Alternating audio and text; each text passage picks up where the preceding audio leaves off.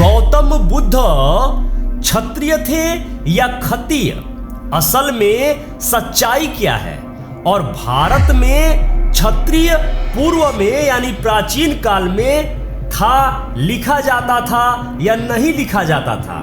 या कब से क्षत्रिय शब्द का प्रयोग होना शुरू हुआ?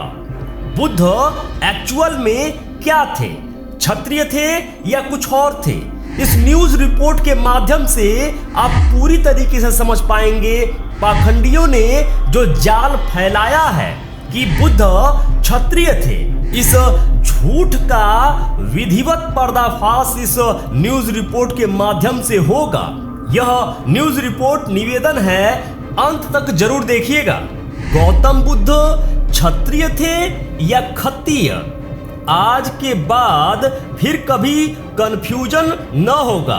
ध्यान से समझ लीजिए इस न्यूज रिपोर्ट को। आज क्षत्रिय बताने की होड़ में लोग बुद्ध को भी क्षत्रिय बताकर ख्याली पुलाव पका रहे हैं। खासकर पाखंडी वर्ग और पाखंडियों के द्वारा फैलाई गई झूठी किताबों और झूठी अफवाहों पर चलने वाले लकड़बग्घे जो गौतम बुद्ध को भी क्षत्रिय बनाने की होड़ में लगे हैं। जबकि सच्चाई यह है कि बुद्ध ही नहीं, सम्राट अशोक ही नहीं, इतिहास में किसी भी राजा ने खुद को क्षत्रिय नहीं कहा, बल्कि वो खत्तिय थे। एक भी अभिलेखीय प्रमाण, एक भी लिखित प्रमाण, एक भी साक्ष्य ऐसा नहीं है जो उस समय क्षत्रियों के होने का प्रमाण देता हो या यह कहता हो कि वह राजा क्षत्रिय थे या बुद्ध क्षत्रिय थे। यह कोरी अफवाह है और अगर किसी के पास एक सिंगल भी प्रमाण होगा तो कमेंट बॉक्स में जरूर लिखिएगा। सही मामले में कहा जाए तो क्षत्रिय शब्द मनुवादी व्यवस्था की उपाधि है। आप समझ पा रहे होंगे मैं क्या कहना चाह रहा हूं। क्षत्रिय शब्द मनुवादी व्यवस्था की उपाधि है जो आपको हमेशा आपके अंदर जातंकवादी दंभ भरने को प्रेरित करती है।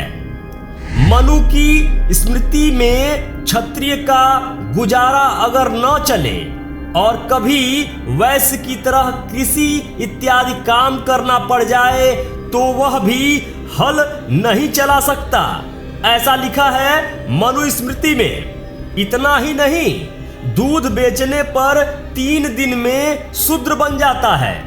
क्षत्रिय अगर 3 दिन तक दूध बेचे तो वह शूद्र बन जाएगा, ऐसा लिखा है मनु स्मृति में।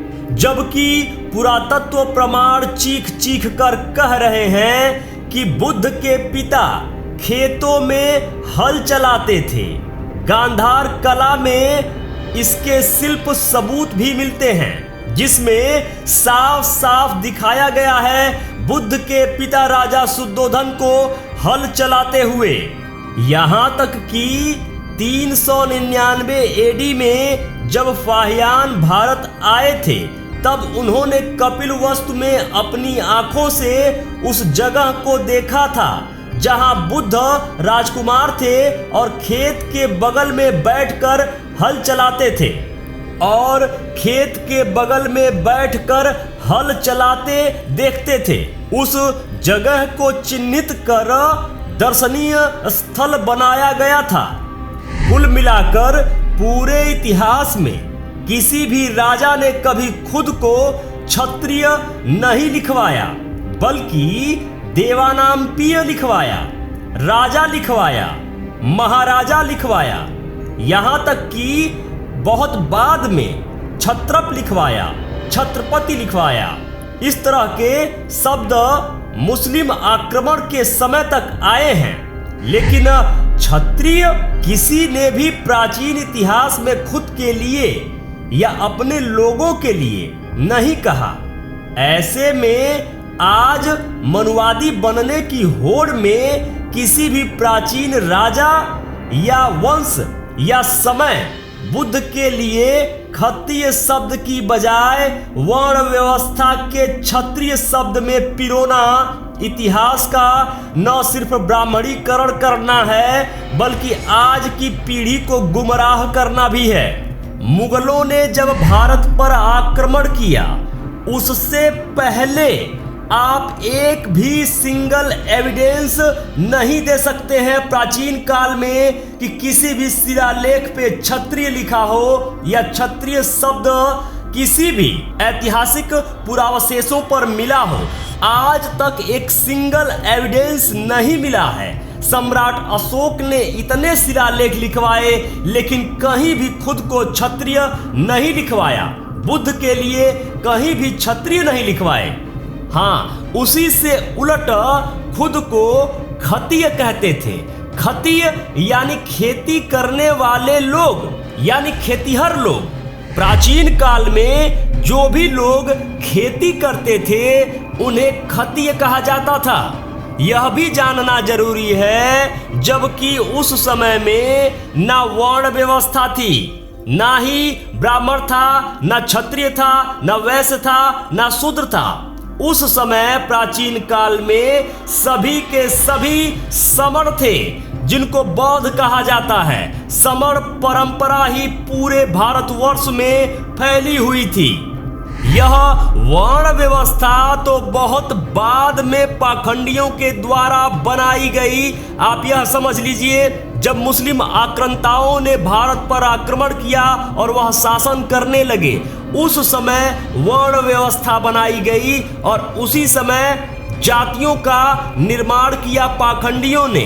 तो जब बुद्ध के समय क्षत्रिय नामक कोई वर्ण व्यवस्था नहीं थी, जब बुद्ध के समय कोई जाति व्यवस्था नहीं थी, तो बुद्ध क्षत्रिय कैसे हो सकते हैं? बुद्ध खत्तीय थे और खत्तीय को ही मूर्खों ने बाद में क्षत्रिय कहना शुरू कर दिया। बिना प्रमाण, बिना सर पैर की बात करते हुए भारत के मूल निवासियों को और लोगों को भ्रमित करने के लिए बहुत सारी पुस्तकों में झूठे लेख भी लिख डाले। यदि आप समण हैं, यदि आप प्राचीन बौद्ध हैं, समण हैं, भारत के मूल निवासी हैं, तो आपको सबसे पहली बात कि वर्ण व्यवस्था को लात मार देना पड़ेगा और इसके अलावा जाति व्यवस्था को भी लात मार देना पड़ेगा। यदि हम चाहते हैं कि सम्राट अशोक का भारत पुनः बने, यदि हम चाहते हैं कि बुद्धमय भारत पुनः बने, यदि हम चाहते हैं कि भारत सोने की चिड़िया पुनः बने, भारत विश्व विजेता, भारत विश्व गुरु पुनः बने, तो एक बात हमें समझ लेना पड़ेगा कि जिस तरह का भारत और व्यवस्था सम्राट अशोक के शासन काल में थी उसी तरह की व्यवस्था शासन प्रशासन को पुनः लाना होगा। जब सम्राट अशोक मौर्य के समय कोई वर्ण व्यवस्था नहीं थी, कोई जाति व्यवस्था नहीं थी, तो फिर से वर्ण व्यवस्था और जाति व्यवस्था को लात मार देना होगा और भारत को फिर से बुद्धमय बनाकर एक स्वर्णिम भारत का निर्माण करना हमारा कर्तव्य है।